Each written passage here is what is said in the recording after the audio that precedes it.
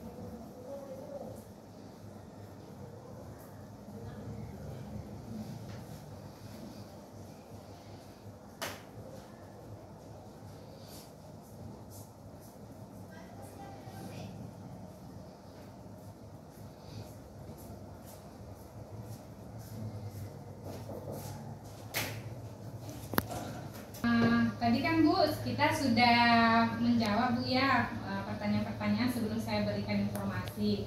Nah Bu, saya memberikan informasi bahwa menyusui itu ASI eksklusif itu adalah pemberian air susu kita kepada anak kita, dan itu tanpa tambahan makanan apapun selama 6 bulan. Jadi tak boleh kita tambah makanan apapun, baik misalnya air putih ke, madu ke, apapun kecuali obat. Nah kalau obat boleh ya, namanya kebutuhan anak tetap ya.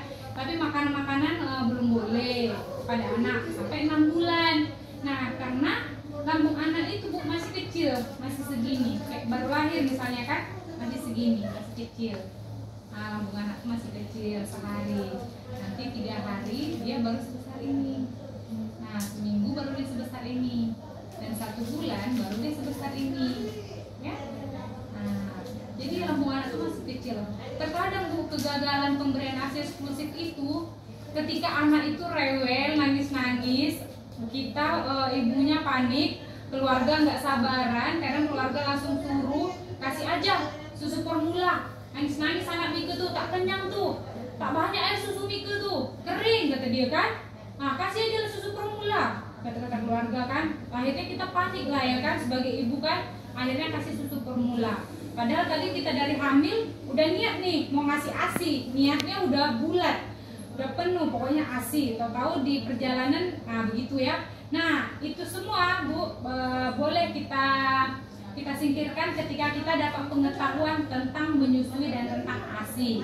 Nah, menyusui itu Bu, itu adalah proses alami tubuh kita dengan hormon-hormon yang ada di tubuh kita. Itu adalah proses mengeluarkan air susu kita tuh ketika ada hisapan atau rangsangan hisapan dari anak, bisa ataupun rangsangan dari pompa gitu ya. Nah, untuk menyusui Bu, kita pertama-tama tuh gini, harus kita dulu nyaman nih, sebagai ibu kita harus nyaman, posisi duduknya nyaman, udah enak ya. Baru kita bersihkan tangan kita atau di wastafel ya, dari air mengalir atau pakai hand rub nih, kayak saya pakai hand rub bersihkannya.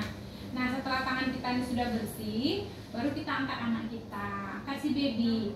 Nah angkat si baby, ibunya udah posisi nyaman, babynya juga harus posisi nyaman untuk menyusui ya, harus nyaman juga babynya. Nah begini ya kan, posisinya nyaman, perut baby menempel ke dada ibu, baru telinga baby sejajar dengan bahu, menandakan bahwa dia udah mengarah ke payudara kita ya. Nah setelah posisi bayinya juga sudah bagus, posisi ibunya juga sudah nyaman, barulah kita mulai proses menyusui ya Bu ya. Baru kita mulai proses menyusui, dimana proses menyusui ini Bu, ini namanya ini kayak gini kan payudara kita nih misalnya nih. Nah ini payudara kita. kita nggak tahu kan apa di belakangnya. Nih saya bantu beritahu di belakangnya begini. Nah, jadi yang hitam-hitam tadi tuh Bu, yang kita di payudara kita tuh disitulah saluran ASI. Nah, disitulah ada saluran ASI dan juga tempat produksi ASI. Nah, di sini. Nah, kalau dia dibuka gini, kalau ditutup gini, kalau dia dibuka gini dalam dia. Makanya ketika kita menyusui Bu, tak boleh tertutup ini, yang hitam-hitam ini, karena di sini tempat saluran ASI dan produksi ASI tak boleh tertutup, harus terbuka. Dan gini, tangan kita harus cek di sini sama di sini, gini, ya kan? Terbuka. Baru kita gendong bayi kita, kemudian kita menyusui. Nah, setelah posisi ibunya udah nyaman, baru kita menyusui dengan apa? Kita keluarkan sedikit, kita olesi dekat area puting dan sekitar, baru kita rangsang mulut anak supaya terbuka. Setelah dia terbuka, baru kita kasih. Nah, jangan dia belum terbuka langsung kita dorong. Nah, anak jadi trauma, jadi menangis ya kan Bu.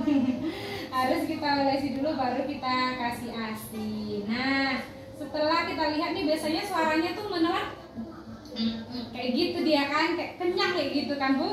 Nah, itu biasanya anak tertidur tuh. Dan mohon maaf tuh, biasanya posisi anak yang benar tuh kalau ngisap ininya tuh turun gini Bu. Agak turun dia kan, baru dagunya tuh nempel kali di payudara kita. Nah, kalau dia posisi ngisapnya tuh udah benar gitu kan, terdengar suara menelan.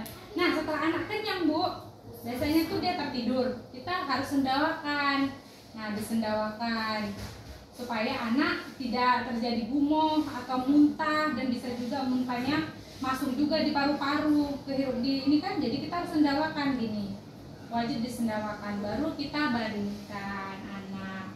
Nah, kalau misalnya untuk menyusui itu Bu, kapan sih Bu? Nih, pemberian ASI eksklusif, berikan ASI sesering mungkin, wajib sesering mungkin itu sini Bu ya. Nah, ini kalau kita melakukan pompa ASI ya Bu. Kita pompa ASI bisa, ASI kita bisa disimpan juga di kulkas bisa ya. Ada waktunya juga, di kulkas ada 4 jam boleh, di luar bisa ya, di lemari es ya boleh, dan boleh diberikan sesering mungkin ya Bu. Kira-kira Bu ada yang mau ditanya Bu? Nah, baiklah Bu, ini ada soal yang tadi juga Bu, boleh dijawab dulu Bu di sini Bu.